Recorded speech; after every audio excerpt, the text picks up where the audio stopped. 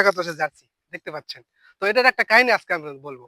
৪ টিমের একটা tournament, football tournament এই বিগ গ্রামে কিছুদিন আগে শেষ হয়ে গেছে। তবে সেই টিমে এই বন্ধু একাদশ এনামুল সেই দলের ক্যাপ্টেন এবং সেই ক্যাপ্টেন এই জার্সিটা উপহার দিল আমাক।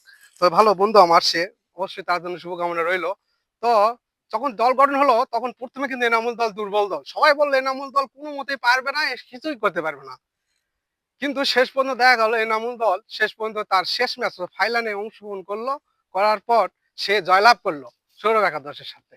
তো এখন কথা হচ্ছে সে তো জয়লাভ করলো, কিন্তু তার শেষ ম্যাচ তিনি ডিক্লেয়ার দিয়েছিলেন যে এটাই তার শেষ ম্যাচ।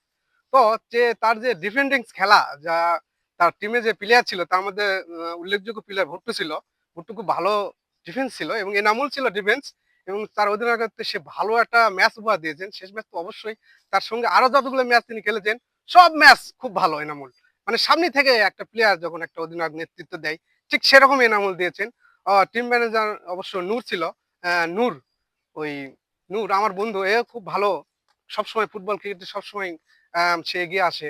তো এই এনামুল সম্বন্ধে আমি এটাই বলবো যে তার আসলেই তার ভাগ্য এত ভালো যা না বললেই নয়। এই বন্ধু একাদশ যখন গঠন করলো তখন এমন একটা দুর্বল দল, মানে সেটা বলাই যাবে না। কিন্তু পরে সে বিদেশি ভালো ভালো প্লেয়ার, বিদেশি বলতে বাইরে থেকে যে প্লেয়ার গুলো নিয়ে আসলো, মানে দেখার মতো। সে অনেক ভালো ভালো দামি প্লেয়ার অনেক খেলিয়েছে।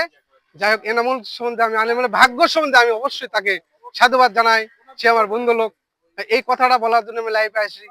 তার আগে পিছে অনেক কথা আছে, অনেক দল সম্বন্ধে এ সম্বন্ধে বলা যাবে না। আজকে এ পর্যন্ত শেষ করলাম, পরে আবারও অন্য কোনো জায়গায়